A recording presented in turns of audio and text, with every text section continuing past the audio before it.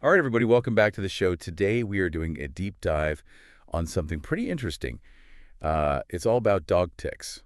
Dog ticks? Yeah, dog ticks, but specifically in cities. Huh, okay. Yeah, you wouldn't think of it, right? Like ticks. Yeah, you think more like the countryside. Exactly, like out in the woods or Yeah. something. But we're talking about urban areas in Pakistan. Okay. And all this is based on some marketing material we found from a company over there called Clean Sweep Pest Control.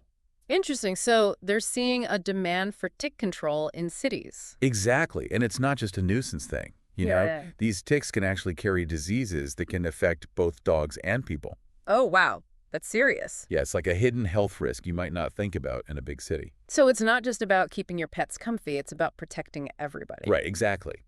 So how about we dig into, like, why this is happening? Why are we seeing this, like, I don't know what to call it, a tick explosion in cities? Urban tick explosion. I like that. I mean, it makes sense, though, when you think about how adaptable pests can be. Right. I mean, cities are changing all the time. New environments pop up that they can exploit. So what are these ticks exploiting in Pakistani cities? Well, according to Clean Sweep, a big factor is actually rats. Rats. Yeah, apparently Islamabad and Rawalpindi, they're facing some waste management challenges right now. Okay, so more trash, more rats. Exactly. And you know what?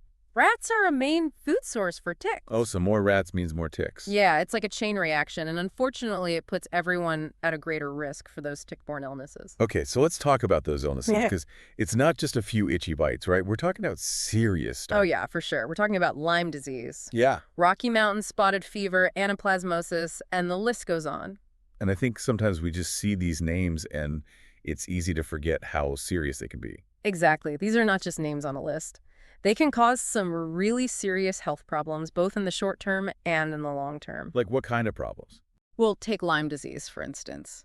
Okay. If it's not treated properly, it can actually lead to like chronic pain, neurological problems, even heart issues. Oh, wow.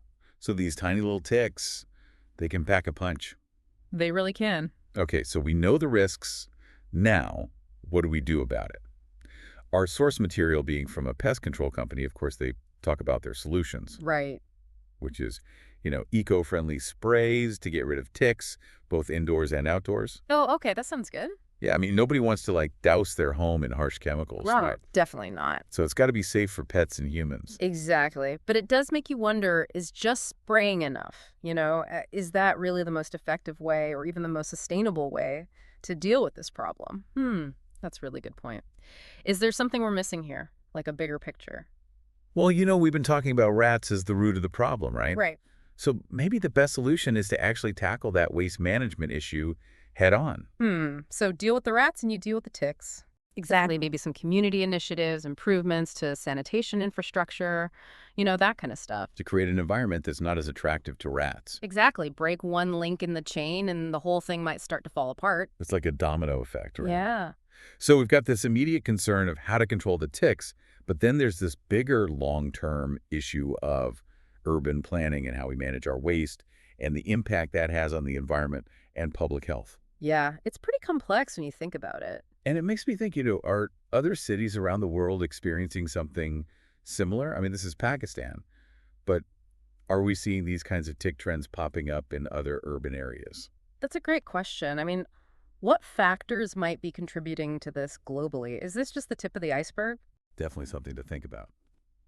So there you have it, folks. We've uncovered a lot today. We learned about this surprising rise of ticks in Pakistani cities, the very real dangers that they pose, and some potential solutions, both immediate and in the long term. But like we said, this local issue in Pakistan, it raises a global question. Are other cities facing this same challenge?